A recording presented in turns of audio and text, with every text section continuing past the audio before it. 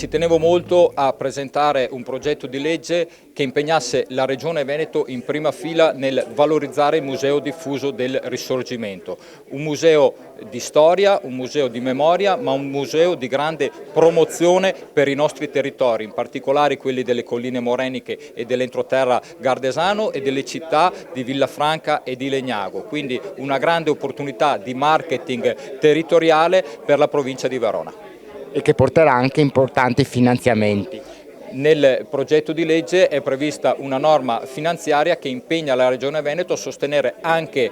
finanziariamente questo straordinario progetto. Mantova è sempre stata fin dall'inizio ente capofila che ha coordinato il gruppo, il partenariato e ha portato avanti insieme a tutti i partner di progetto questa iniziativa. Questa giornata per noi è particolarmente importante e infatti il consigliere Filippo Rigo ha fatto ciò che mancava in questo momento al Mudri, e cioè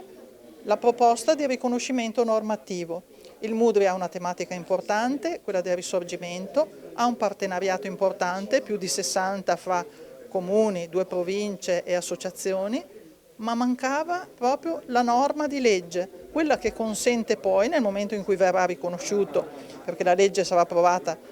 dal Consiglio regionale del Veneto, di accedere anche a linee di finanziamento, perché è chiaro che se non sei un museo, perché abbiamo parlato di museo diffuso e quindi non di mura in base al modello tradizionale del museo, se sei diffuso su un territorio,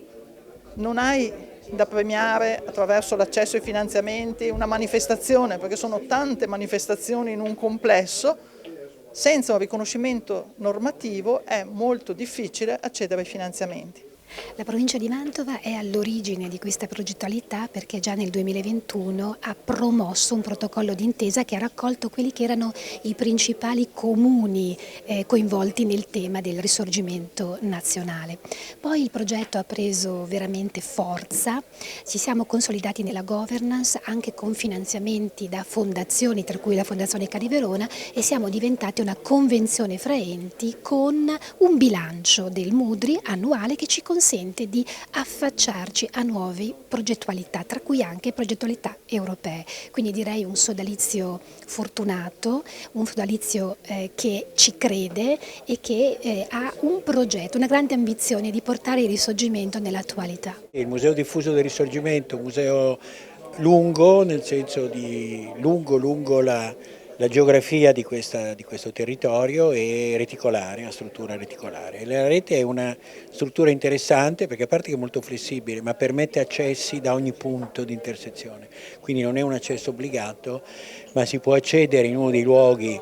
dove è stata realizzata la Nation Building nel nostro paese, una storia europea oltre che italiana di metà Ottocento che ha interessato quel secolo, e si può viaggiare come si viaggia su una rete metropolitana. Appunto noi usiamo questa metafora, l'idea che ci sia una rete gialla, cioè il 48, ci possa essere una rete verde, il 66 o il 59 azzurra, e ci si sposta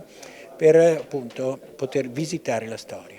Un progetto molto bello, noi abbiamo i nostri percorsi storici che ci portano a visitare l'ossario e, come dicevo prima, anche a vedere come è stato realizzato. Io ho fatto mettere i periatti, che sono delle strutture in metallo dove vengono realizzati tutti i progetti dell'ossario prima che l'ossario stesso sia stato costruito. Quindi è stato fatto una sorta di concorso ed è stato scelto la maggior bellezza per dare importanza a questo, chiamiamolo cimitero dei caduti, in ricordo. Poi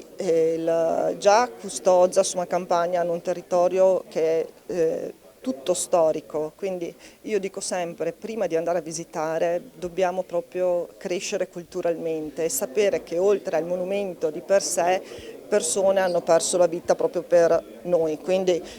anche dalle scuole, le scuole fanno i passaggi tutti gli anni, ma avremo anche bisogno più di una conoscenza vera e propria della storia che ha fatto il Risorgimento e delle battaglie che non abbiamo vissuto, che adesso in qualche modo stiamo vivendo, anche se non realmente, però anche noi dobbiamo fare qualcosa in più anche per avvicinare i giovani, perché sono il nostro futuro e se non portano avanti la memoria del Risorgimento rischiamo veramente di perderla per strada.